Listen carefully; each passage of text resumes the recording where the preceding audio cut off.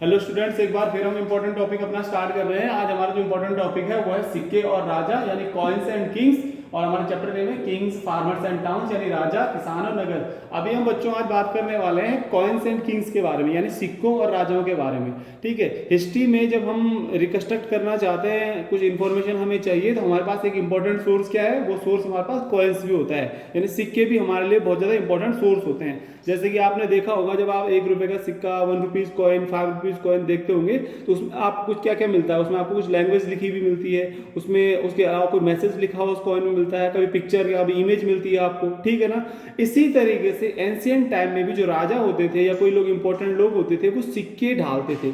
They minted the coins, वो सिक्कों को बनाते थे और उनको इश्यू करते थे पब्लिक में। तो प्राचीन समय में भारत में भी व्यापार के दौरान सिक्कों का बड़े पैमाने पर इस्तेमाल होता था। और अब उन सिक्कों से हम ये पता करने की कोशिश करते हैं कि एंशियंट टाइम में रूलर कौन कौन से थे, उनके पॉलिटिकल जो है थिंकिंग आइडियोलॉजी क्या थी, उनका एम्पायर कितना बड़ा रहा होगा, उनकी इकोनॉमी कैसी रही होगी, सब कॉइन्स या सिक्कों से पता चल जाता है। और सिक्कों को हम कभी कभी हिंदी में मुद्रा भी कहते हैं, यानी कि the study of coins is also called the numismatics. यानी सिक्कों का अध्ययन को क्या कहते हैं, न्यूमस्मेटिक्स कहते हैं। यानी सिक्कों का अध्ययन को कहते हैं मुद्रा शास्त्र। ठीक है, क्योंकि एक सिक्के पे कई प्रकार से देखो, कोई लैंग्वेज भी लिखी हो सकती है, कोई इमेज वाली पिक्चर भी हो सकती है, उसमें कुछ कुछ और वर्ड्स भी हो सकते हैं, उसमें कुछ धार्मिक देवताओं, रिलीजियस जो गॉड्स हैं, डिटाइल्स हैं, उनकी पिक्चर से इमेजेस भी सिक्कों पर हो सकती हैं। तो आइए सबसे पहले हम देखते हैं कि भारत में जो सिक्के पाए गए हैं वो कौन कौन से हैं, किन किन राजाओं ने मेनली वो इश्यू किए। सबसे पहले हम बात करते हैं भारत के प्राचीनतम सिक्कों के बारे में। तो भारत के जो प्राचीनतम सिक्के हैं, coins of ancient India are the punch marked coins.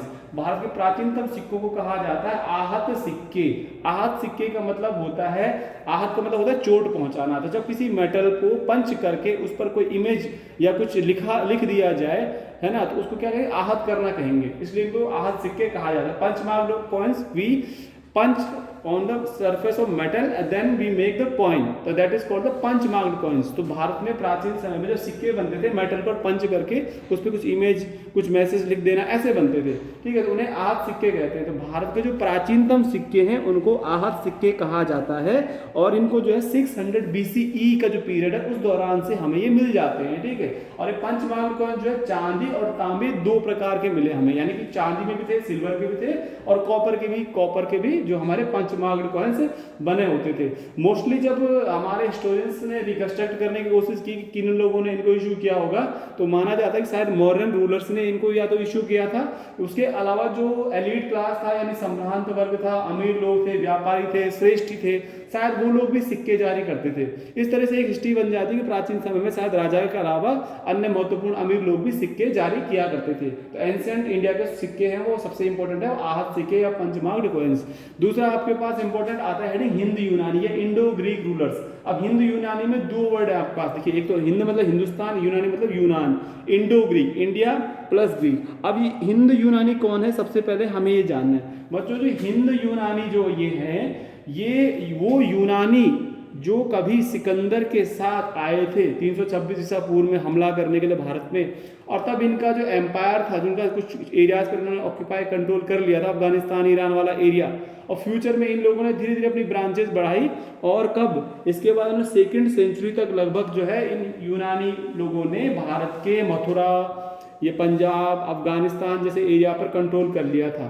इसलिए चूंकि हिंदुस्तान पर यूनानी लोगों ने शासन किया था 2nd सेंचुरी में कुछ एरिया पर, तो इसको हिंद यूनानी कहते हैं। ठीक है, तो Greeks who ruled over the northern western area of India till, और मथुरा तक भी इन्होंने रूल किया था, पंजाब हरियाणा तक भी किया था, इसलिए इनको इंडो ग्रीक कहा जाता है। ठीक है, तो हिंद यूनानी शासक जो हो गया आपके, इनकी क्या फीचर है, दरअसल इन हिंदू यूनानी शासकों ने अपने जो सिक्के थे उनमें अपनी पिक्चर यानी फोटो भी छपवाई, पिक्चर इमेज बनवाई, और उसके अलावा उसमें अपना नाम भी लिखवाया। तो इस तरीके से हमें पहली बार जो है हिंद यूनानियों के सिक्कों से ये पता चल जाता है कि किस राजा ने सिक्का जारी किया, और उसका नाम और उसका पिक्चर भी मिल जाता है। तो इससे कहीं ना कहीं हम उनके कपड़े पहनने के तरीके से भी पता कर सकते हैं, उनके नाम के बारे में भी पता कर सकते हैं। आपको जानकर अलग लगेगा, जैसे हमने कई बार फिल्मों में देखा है कि सिकंदर ऐसे कपड़े पहनता था, वो ऐसे करता था।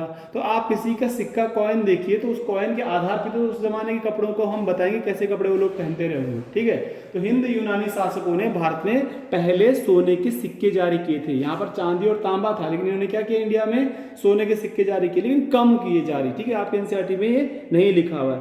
अब बात करते हैं कुषाण रूलर्स की। कुषाण के बारे में आप जानते हैं, कुषाण शासक जो है भारत में पहली सदी में शासन करते थे, और इनका जो एरिया था अफगानिस्तान हो गया, पाकिस्तान वाला क्षेत्र हो गया, मथुरा तक हो गया, कश्मीर हो गया, पंजाब हरियाणा हो गया। तो कुषाण शासक जो थे भारत में एक प्राचीन समय का एक वंश है, डायनेस्टी एंशिएंट टाइम की। कुषाणास में जो थे गोल्ड के सिक्के, पहली बार भारत में सोने के सिक्के जारी करने वाले जो थे वो थे कुषाण शासक। भारत में सोने के सिक्के सबसे पहले जो है चलाए थे कुषाण शासकों ने, बड़े पैमाने पर। ठीक है, बड़े पैमाने पर चलाने वाले पहले ये हैं। हिंदू यूनानी ने सोने के सिक्के चलाए थे, लेकिन कुषाणों ने बड़े पैमाने पर सोने के सिक्के चलाए। और कुषाण जो रूलर थे, इनके सिक्के आपकी इन्फॉर्मेशन के लिए बता दें, नॉर्थ उत्तर भारत और मध्य भारत, यानी मध्य प्रदेश हो गया, उत्तर प्रदेश हो गया, यहाँ से भी मिलते हैं। और कुषाण रूलर्स के जो कॉइन्स हैं आपको ऋषिकेश से भी मिलते हैं। आपने ऋषिकेश में सुना होगा, वीरभद्र जगह उस एरिया में, वहां से सिक्के मिलते हैं। मुनि की रेती वगैरह से कुषाणों के सिक्के मिलते हैं। इसके अलावा हल्द्वानी एरिया से भी कुषाण टाइम के सिक्के मिलते हैं। तो बहुत ज्यादा एरिया से नॉर्थ इंडिया कुषाण रूलर्स के कॉइन्स मिलते हैं, जिससे हमें क्या पता चलता है कि इतने बड़े एरिया पर उनका कंट्रोल था। ध्यान रखिएगा, जहां से कॉइन्स मिलते हैं ये मान सकते हैं उनका पॉलिटिकल कंट्रोल भी था। ठीक है, और इकोनॉमी के बारे में तो पता ही चलता है। ठीक, अब हम बात करते हैं कि कुषाणों के और सिक्कों की क्या विशेषताएं थी। कुषाण शासक जो थे बच्चों, कुषाण जो रूलर्स थे, इनका जो ट्रेड एक्टिविटीज थी वो रोमन एम्पायर से होता था, यानी रोमन साम्राज्य से भी होता था। इनके पड़ोस में एक एम्पायर और था, ईरान या पार्थियन एम्पायर लिखा होगा आपकी बुक में, पार्थियन। उस पार्थियन को आज हम क्या कहते हैं, ईरान कहते हैं। ठीक है, कभी उसको फारस भी कहते थे। कुषाण टाइम पे क्या कहेंगे, पार्थिया कहेंगे, पार्थियंस कहते हैं। तो कुषाणों के जो सिक्के थे बच्चों, जो रोमन पीरियड था, रोमन पीरियड मतलब जैसे इटली में जो पूरा का पूरा एक एम्पायर फैला हुआ था, तो कुषाण लोगों ने जो अपने सिक्के बनाए थे वो सिक्के कहीं ना कहीं रोम साम्राज्य के सिक्कों के समान ही थे, वजन में भी, वेट में भी और साइज में भी, और पार्थियन एम्पायर के भी समान थे। तो ये दोनों ग्रेटेस्ट एम्पायर माने जाते हैं, पार्थियन एम्पायर और साथ ही साथ रोमन एम्पायर। तो ये बहुत बड़ी बात है, इनके सिक्के ऐसे हैं। इसके अलावा हम बात करते हैं, जो बुक में एक पॉइंट आपको और लिखा है, आपको ध्यान रखना है, दक्षिण भारत में यानी कि साउथ इंडिया से भी हमें सिक्के मिलते हैं, और वो भी दक्षिण भारत के तमिलनाडु वाले एरिया वगैरह से हमें बहुत बड़ी संख्या में सिक्के मिलते हैं, जिससे ये पता चलता है कि साउथ इंडिया का जो ट्रेड होता था रोमन एम्पायर से बड़े पैमाने पर मिलता है। तो भारत में साउथ इंडिया से बड़े पैमाने पर रोमन एम्पायर के सिक्के मिलते हैं, वो भी सोने के सिक्के हमें मिलते हैं, जिससे ये पता चलता है कि भारत का इंपोर्ट और एक्सपोर्ट जो है रोमन एम्पायर से होता था। ये बहुत बड़ी बात है कि रोमन एम्पायर से हमारा ट्रेड होता था। आखिरी बात करते हैं बच्चों, यौधेय रूलर्स। यौधेय लिखा होगा बुक में, और उसमें ये भी लिखा हुआ ट्राइबल रिपब्लिक, यानी कि गणतंत्रात्मक गणराज्य, ऐसा कुछ लिखा हुआ, जनजाति गणराज्य लिखा होगा। अब ये यौधेय क्या है? यौधेय बच्चों वो शासक थे, वो रूलर्स थे। यौधेय, यौधेय शब्द वैसे ही याद करना है। फर्स्ट सेंचुरी में पंजाब के कुछ हिस्सों में, हरियाणा के कुछ हिस्सों में, पंजाब और हरियाणा के कुछ हिस्सों में, यहाँ तक कि यमुना नदी तक का एरिया जो हमारा है, तो उत्तराखंड का जो आपका कालसी वाला एरिया है या फिर ये वाला पोटा साहिब वाला एरिया है, ये माना जा सकता है कि पंजाब और हरियाणा वाले इन क्षेत्रों में फर्स्ट सेंचुरी में यौधेय रूलर्स यानी यौधेय शासक शासन करते थे। यौधेय उन्हें कहते हैं। उत्तराखंड की हिस्ट्री में बहुत बड़ा नाम है कि भारत में कौन कौन शासन कर रहे थे फर्स्ट सेंचुरी में। तो यौधेयों का भी कंट्रोल था, कुषाण का भी कंट्रोल था, कभी कभी हिंदू यूनानी भी कहा जाता है। तो यौधेय शासक जो थे वे गणतंत्रात्मक मतलब जनजाति गणराज्य थे, जनजाति के लोग थे मुख्य तौर पर, और इनके फैसले मिलजुल कर लेते थे, इसलिए इनको रिपब्लिक कहा गया है। तो इन्होंने जो बड़ी संख्या में सिक्के जारी किए वो तांबे के जारी किए थे। हिस्टोरियंस को बड़े संख्या में कॉपर के थाउजेंड्स ऑफ कॉइन्स मिलते हैं, इसलिए यौधेय शासकों ने भी तांबे के सिक्के जारी किए थे। लास्ट बात करते हैं बच्चों गुप्त रूलर्स। गुप्त पीरियड को इंडिया का जो है कल्चर के मामले में गोल्डन पीरियड कहा जाता है, यानी गुप्त शासन जो है स्वर्ण काल था भारत के इतिहास का। अब इसमें क्या हुआ, गुप्त शासकों ने जो है भारत के हिस्ट्री में जो है सबसे ज्यादा सोने के सिक्के जारी किए। गुप्त शासकों ने क्या किया, सबसे ज्यादा सोने के सिक्के। सोने के सिक्के तो कुषाणों ने भी जारी किए, हिंदू यूनानी ने भी जारी किए, लेकिन पहली बार हिंदू यूनानियों ने सोने के सिक्के जारी किए, लेकिन कम किए।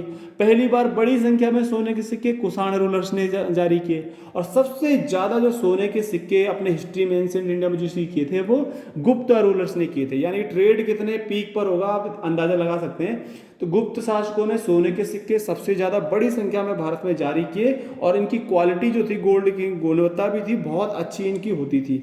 इस तरीके से हमें हिस्ट्री में कॉइन्स से ये पता चलता है कि किस तरीके से इकोनॉमिक एक्टिविटीज के कारण से कॉइन्स की इंपॉर्टेंस बढ़ जाती थी। तो सिक्कों का इंपॉर्टेंस आप समझ सकते हैं, कॉइन्स से हमें राजाओं के नाम, उनकी डायनेस्टी, उनका टाइम पीरियड, उनकी इकोनॉमीज, उनकी पॉलिटिकल आइडियोलॉजीज का पता चल जाता है। आपको एक क्वेश्चन जब करना होगा तो आपको हेडिंग बनानी पड़ेगी, आहत सिक्के हिंद यूनानी कुषाणों ने जारी किए, यौधेयों ने जारी किए, गुप्तों ने जारी किए। अब लास्ट पॉइंट इसमें देखते हैं बच्चों कि 6ठी शताब्दी ईसा पूर्व, जो आपकी बुक में लिखा होगा 6ठी शताब्दी ईस्वी में 6th सेंचुरी सीई में सोने के सिक्के मिलने कम हो जाते हैं। देखिए एंशिएंट इंडिया से देखिए तांबे के सिक्के मिलने शुरू हो गए 600 ईसा पूर्व से, इंडो ग्रीक आया, कुषाण आए, यौधेय आए, गुप्त आ गए। गुप्तों का शासन कब चलता था? 5वीं सदी के एंड तक चलता था। 5th सेंचुरी तक गुप्त रूलर इंडिया में रूल कर रहे थे।